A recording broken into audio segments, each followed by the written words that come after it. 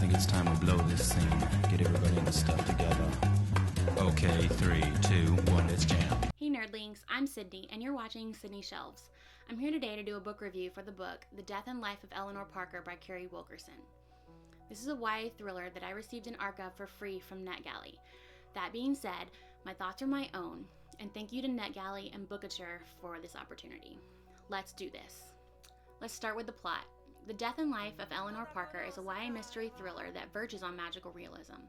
Eleanor wakes up in a river, unsure of who she is, but knowing for certain one thing: she died last night. Or to be more specific, she was murdered. We follow Eleanor around as she recovers her memories and tries to decide who had it in for her. As far as YA mystery thriller plots go, this was pretty entertaining, and I can honestly say that I was engaged from the beginning to the end. I couldn't wait to find out who did it and why. I love plots where the main character comes back from the dead, or any of the characters, so I was pretty stoked about this mystery. Following Eleanor around could be a little mundane, but I think it was purposeful with her recovering her memories. I know a lot of people can't stand the lost memories trope, but I think that it was used purposefully here, considering Eleanor came back from the dead, and you'd have a lot of body changes, chemical and mental, if you came back from the dead, and you probably would have memory loss, so I think it made sense. With that being said, I gave plot a 4.5 out of 5 stars. Now let's talk about characters. The main character in this novel is Eleanor Parker. To tell you how just okay she was, I forgot her name while writing this review. It's in the title, Sydney.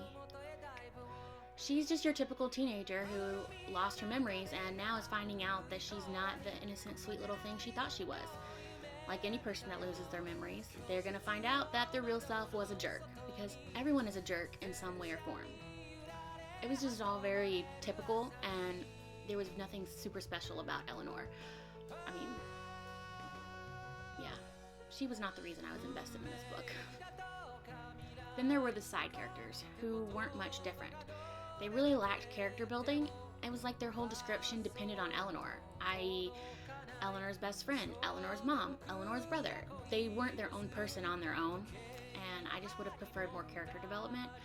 I understand that the author did that to keep them kind of vague, so that it would build the suspense of who done it, but I don't know, I just like a little bit more individualness in my characters, so I gave it a 3.5 out of 5 stars. Now let's talk about world building. You really get a taste for life in a small British town in this book. The author did a really good job of really making it atmospherical and building up the tension, and it really makes you feel in the moment. It grabs you by the seat of the pants and you're on edge the entire time, and I really enjoyed that.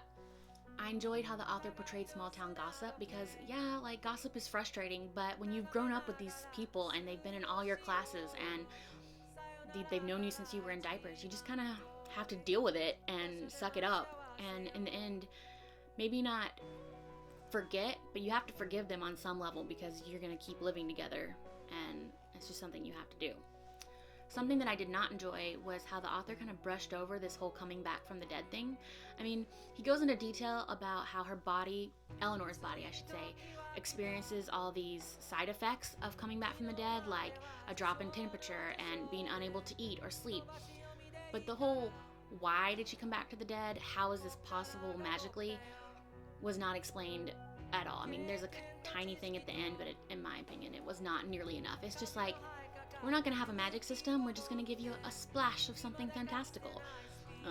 So for that reason, I gave world building a 4 out of 5 stars. Next, let's talk about writing style. This book is written in first-person point of view, so you really get into Eleanor's head. You really get to see her thoughts and feelings and watch her deconstruct her memories and put together this puzzle before her. I personally enjoyed this way of writing because it allowed the author to show us new things instead of just telling us new information every time something happened. You get to see Eleanor put together the pieces herself, and you kind of experience it with her. I do think that the book was more suspenseful than thrillery. I was never scared for Eleanor's life or so anxious I didn't know what to do. It was more like I just wanted to know what happened and why. So there is that. Was this writing the best possible writing ever? No.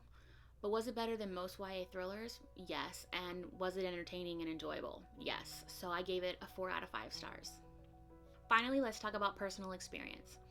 I enjoyed reading this book for the most part. Actually, for all the parts that count. Why do I say parts that count? So I did this really awful thing. About halfway through the book, I figured out who the murderer was, and so of course I looked in the back to check to make sure I was right. And whether I was right or wrong doesn't matter. What matters is that at that point, I didn't pick the book up for a week because I knew who did it, and I had no other motivation to read the book. When I did finally pick it up, I read it the whole rest of it in one sitting. So I'm not going to hold that against the book. That's my own dang fault. I think if I had not checked the ending, I would have loved this book and really would have enjoyed it as a mystery thriller. So for that reason, I gave it a 4.5 out of 5 stars. Overall, I gave The Death and Life of Eleanor Parker a 4.25 out of 5 stars. I think that it was pretty good for a YA mystery thriller. The characters aren't great, but the story is pretty captivating. If you're looking to just dip your toes into the proverbial fantasy pool, but not dive completely in, then I think that this is a good way to just branch out a little bit.